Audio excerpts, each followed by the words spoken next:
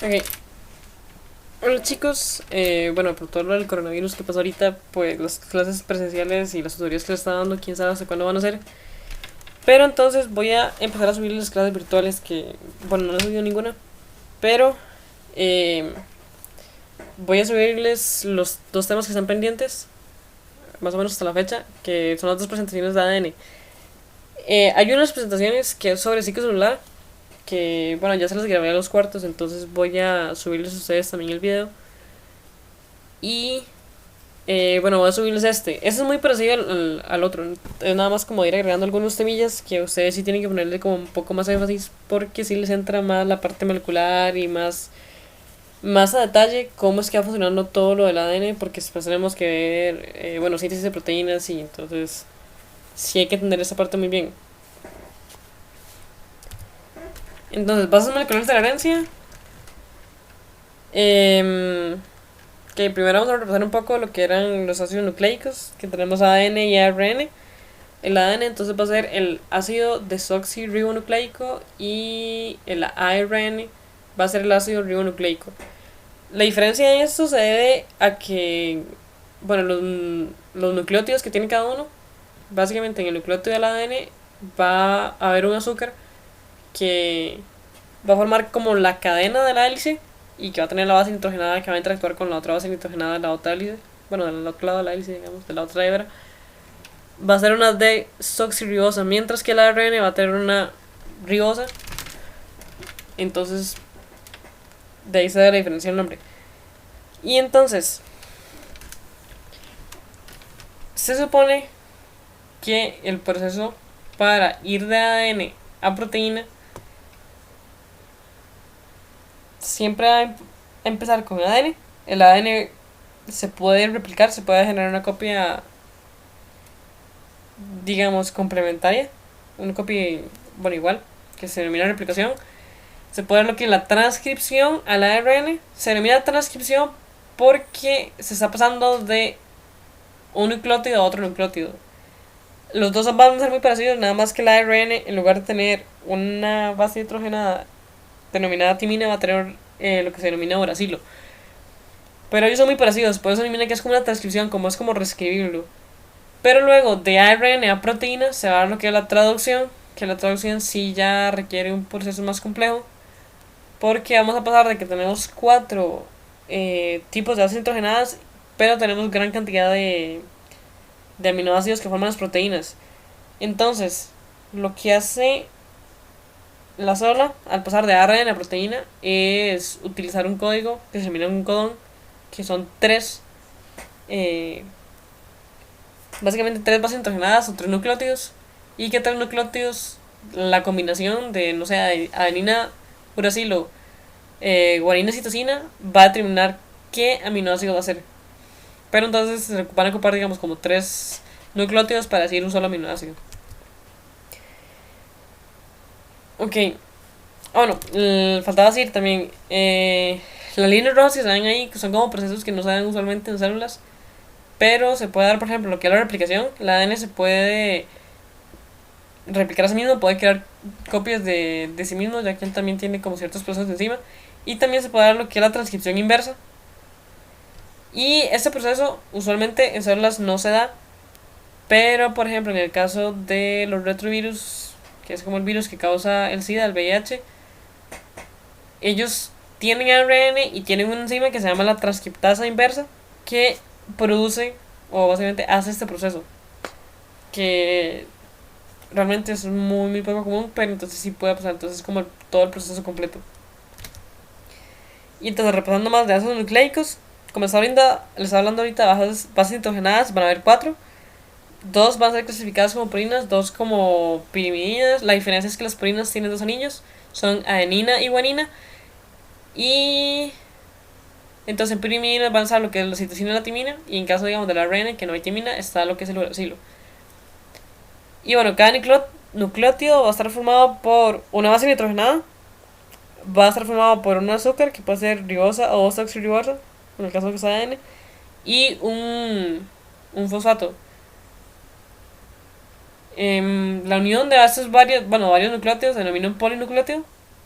que cada nucleótido va a estar unido por un enlace fosfodiéster. Luego, toda una molécula de polinucleótidos se le denomina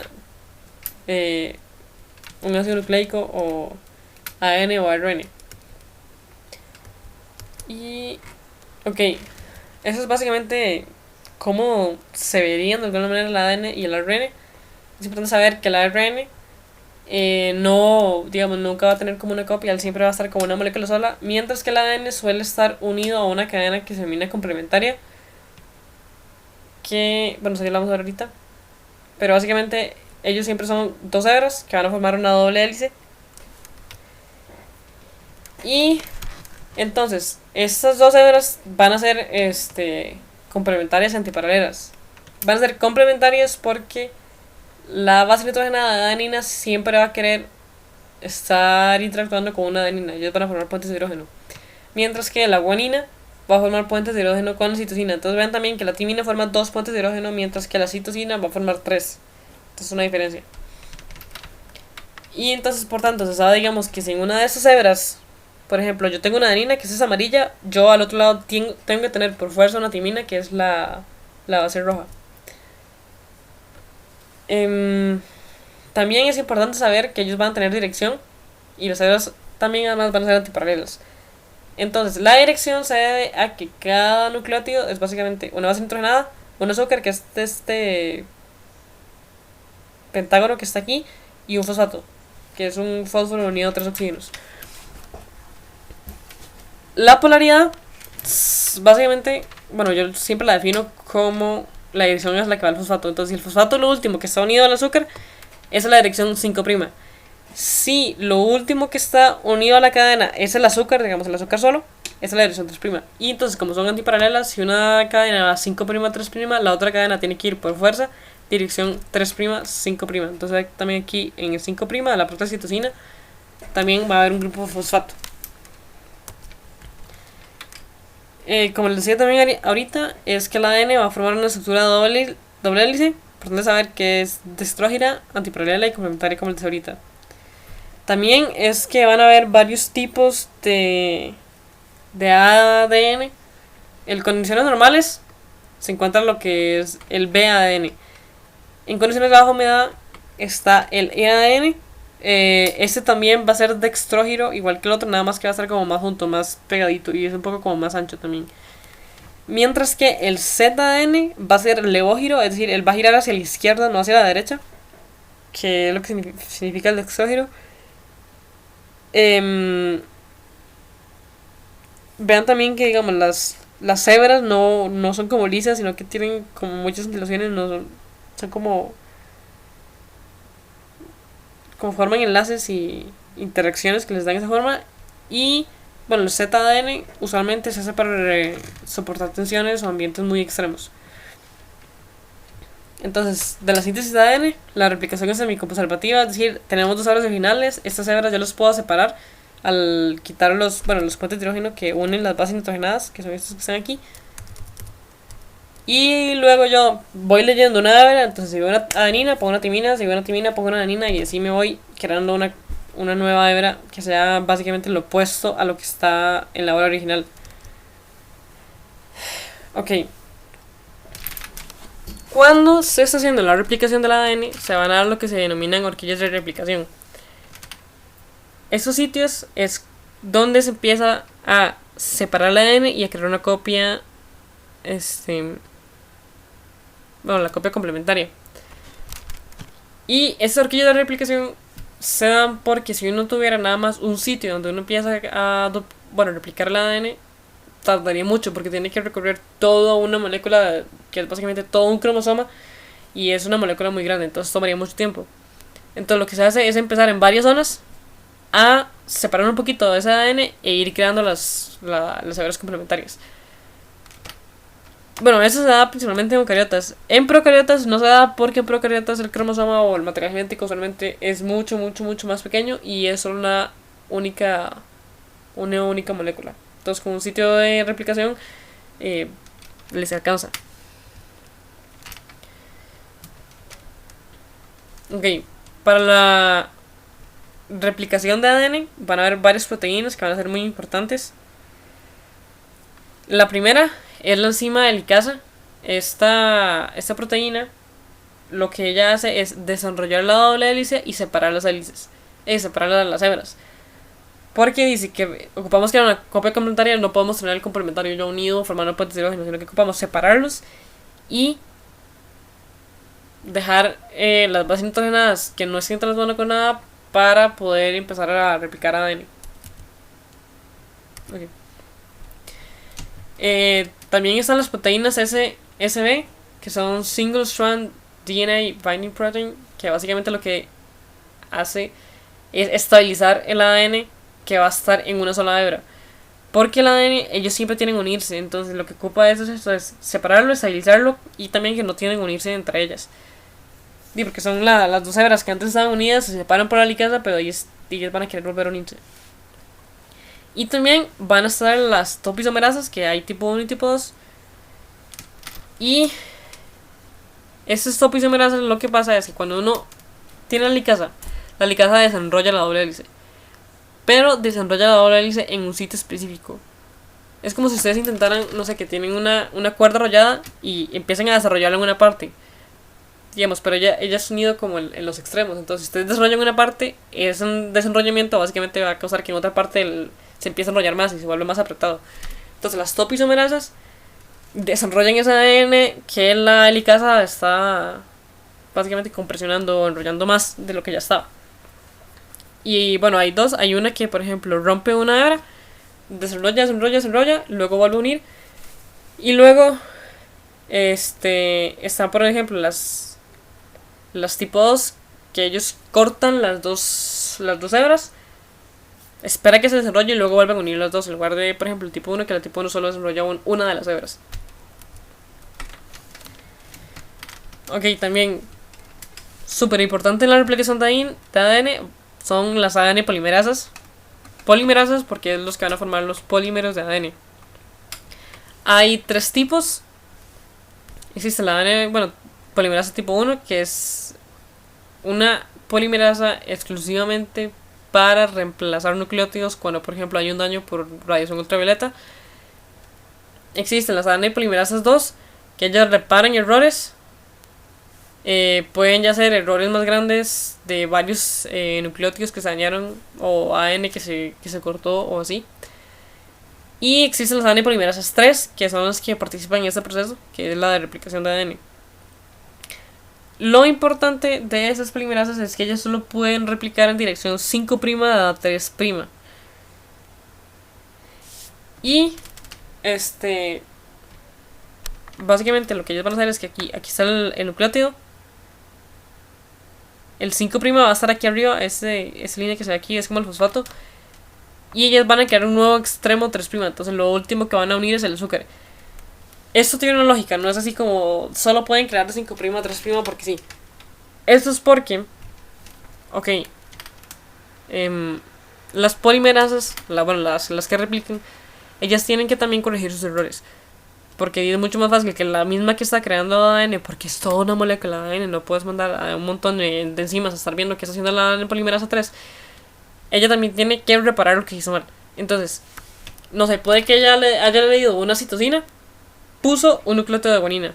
Entonces ven que ella tenía los nucleótidos cuando no son unidos a ADN tienen pegados 3 fosfatos. Eso lo que hace es como acumular energía. Entonces ellos usan la energía acumulada del nucleótido para unirlo al resto de la hebra. En el caso de que esta unión estuviera mal, ella nada más quita de aquí, lo separa, vuelve a poner otro que ya tiene también sus 3 fosfatos. El problema de que si ella copiara de 5' a 3' es que quien está dando el 5' sería la base nitrogenada anterior. Entonces si ella se equivocara y quita la base nueva, no vuelva a recuperar sus fosfatos, ya no tiene energía de dónde hacer la unión, entonces volvería algo más complicado. Y entonces por eso siempre va a ser dirección 5' a 3', de manera que el nucleótido nuevo sea el que aporte la energía necesaria para que se dé el enlace fosfodiéster para unir el nucleótido a la hebra de ADN que ya existe.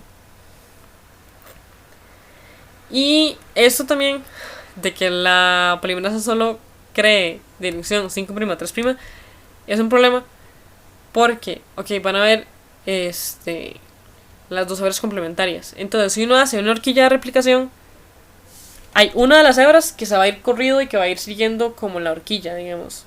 Voy a ver si ahorita puse una imagen. Ok.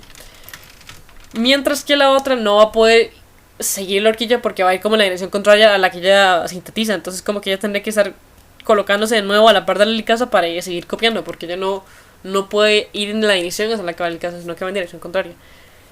Entonces, van a ver entonces, dos enzimas importantes son la primasa y la ADN ligasa. La primasa.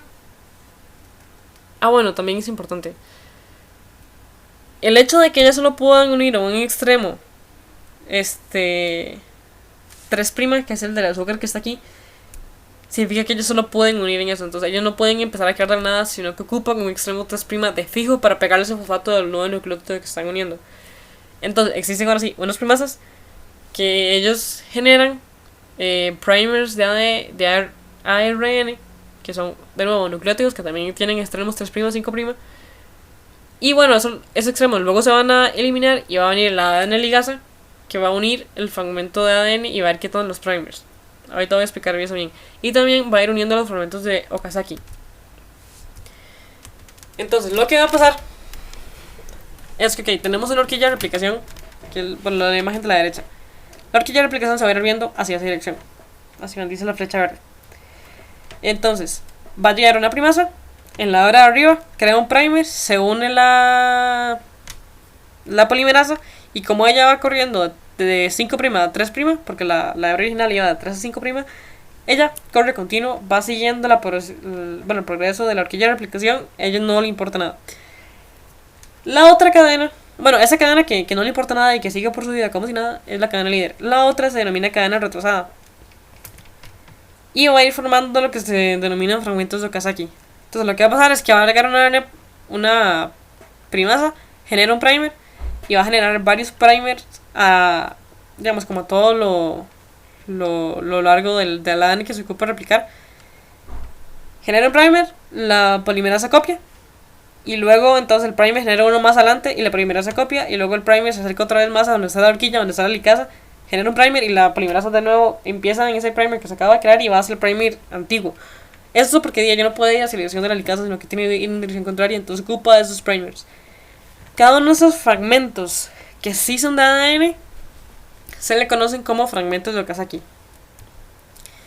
Y lo que pasa entonces es que estos primers después son retirados. Llega una ADN polimerasa 1, que les dije que ya, que así como nucleótido reemplazaba, crea la versión de ADN de cada uno de los primers, porque recuerden que los primers eran de ARN y el ARN y pues no se puede quedar en el ADN porque es ADN y es muy inestable el ARN. Entonces crea ahora sí un ADN y luego la helicasa llega y une esos fragmentos, los fragmentos de Okazaki que va quedando la polimerasa 3 y todos los primers que va a ir reemplazando la polimerasa 1. Y también es importante que en una horquilla de replicación se van a ir creando básicamente dos sitios o dos direcciones de replicación, porque entonces como que ustedes tienen, no sé, es como que hicieran una separación en el ADN y luego es como un zipper que se abre en dos direcciones, no sé si me entienden. Entonces la cadena que es líder en una dirección va a ser la cadena retrasada en la otra y va a ir generando fragmentos de Okazaki. La cadena que es retrasada en un lado va a ser líder en el otro. Eso siempre va a ser así. Ok, y ahora entonces lo que viene a corrección y reparación de errores, ya les hablaba un poquito. Existe lo que es proofreading de la ADN polimerasa 3 y la ADN polimerasa 1. Y proofreading se refiere a que cuando ellos están creando el ADN, ellos pueden eliminar los nucleótidos que han puesto recientemente, o sea, como el anterior o un segmento pequeñito. También existe lo que es la reparación por excisión de nucleótidos. En este caso, una nucleasa. Nucleasa es una enzima que corta ADN. Va a eliminar el segmento de ADN que no corresponda, que no se está uniendo, que esté dañado. lo corta, llega a una ADN polimerasa 2, no ocupa un primer porque en este caso sí va a existir, o se supone que sí existe un extremo 3', genera un nuevo segmento y la ligasa otra vez une esos dos, bueno, esos tres segmentos de ADN técnicamente, esas tres moléculas de ADN separadas que se acaban de crear. También es importante saber que en eucariotas los cromosomas son lineales y por tanto van a tener dos extremos.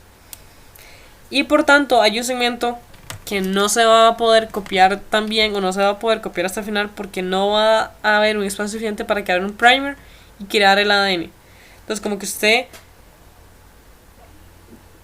iba replicando el ADN, estaba el primer, quitó el primer pero quedó un vacío y ya no hay algo al siguiente spot del primer para que la ARN polimerasa 1 llegue y sustituya al primer. Entonces lo que va a pasar es que existen unas enzimas que son las telomerasas y ellas tienen una secuencia de ARN unida a ellas. La telomerasa es esta cosita bolita verde, ven que tiene como unos nucleótidos dentro de ella. Esa es una secuencia de ARN que usa como molde. Y ellas lo que hacen es repetir esa secuencia muchas veces. Entonces es como que aquí ya al extremo del cromosoma. Pero ocupamos también que ese segmento se copie, porque si no se va a ir perdiendo segmentos. Porque entonces la próxima replicación entonces se va a perder otro segmento más. La próxima replicación otro segmento más. Y así sucesivamente. Entonces la telomerasa dice, no, yo voy a crear una secuencia más. Llega, como ella tiene un molde de ARN y tiene un extremo 3', a ella no le importa. Ella nada más crea una secuencia de ADN, puede crear varias secuencias y entonces ahora sí llega otra vez una primasa y llega una polimerasa y crea la copia de ADN de lo que acaba de hacer la telomerasa. Y este proceso básicamente ayuda a que no se vayan perdiendo partes de los cromosomas. La mayoría de las células empieza con un telómero sustancialmente grande, pero en humanos y en algunos muy pocos animales las telomerasas no están activas, al menos no en adultos. Y por tanto, con cada replicación las células van envejeciendo y llega un punto en que se va encogiendo tanto por no poder llegar hasta el final con la replicación que el ADN se empieza a dañar y es parte de lo que provoca el envejecimiento. Ok, de genomas eucariontes, eso lo voy a hablar en la otra presentación del ciclo celular que les traigo. Va a haber un octámero de histonas, que son las proteínas que enrollan ADN, y una histona H1 que ayuda a sujetar esta estructura que se denomina un nucleosoma. El nucleosoma se acumula en fibras, las fibras se acumulan en cromosomas, como les dije ahorita. Eucariotas son lineales y procariotas forman un solo cromosoma circular. Y por tanto también a los procariotas no les interesa si hay telómeros porque no tienen extremos. Existe lo que es cromatina. Eucromatina, si está activa y tiene acetil, puede no tener también acetil unido a las colas de las histonas. Heterocromatina, si tiene un metil unido a las colas de las histonas. Van a ser lo que son genes, que son segmentos de ADN que van a codificar exclusivamente una proteína. Empiezan con un extremo promotor, luego viene la parte de la secuencia que ahora sí va a formar la proteína y luego un terminador. Esto se hace en procariotas y en procariotas realmente un gen va tras otro. La mayoría entonces del ADN en procariotas va a tener genes. El problema es que en procariotas va a haber mucho ADN que no sirve para nada. Y básicamente los genes están como dispersos en esa sopa de ADN. Y el promotor está lejos, y el gen está en otra parte, y el terminador está por allá. Y eso no es madre porque son eucariotas. Y bueno, la cromatina y los cromosomas en el núcleo van a seguir lo que se denominan como territorios cromosómicos. Y es decir, como que cada cromosoma no va a estar condensado, no va a tener una forma específica, pero va a tener como una región en la que va a estar. Y también se sabe que, por ejemplo, la sección en que se encuentran, el verde y el azul, los genes que hay en esas regiones tienden a veces a participar en procesos juntos y por eso se encuentran como cercanos. Y también digamos como que las partes más oscuras son la cromatina inactiva y las partes más claras son la cromatina que sí va a formar para proteínas. Usualmente lo que está alrededor de la lámina nuclear es cromatina inactiva. Y bueno, el ciclo solar, voy a subir otra presentación, ahí viene todo y también creo que viene una parte de cáncer que creo que a ustedes no les entra. Pero entonces aquí tienen la presentación. Y bueno, los últimos diapositivas que no los vi muchos porque también venían en la otra presentación, entonces ahí pueden ir a fijarse. Y voy a estar subiendo las presentaciones del resto de temas que faltan.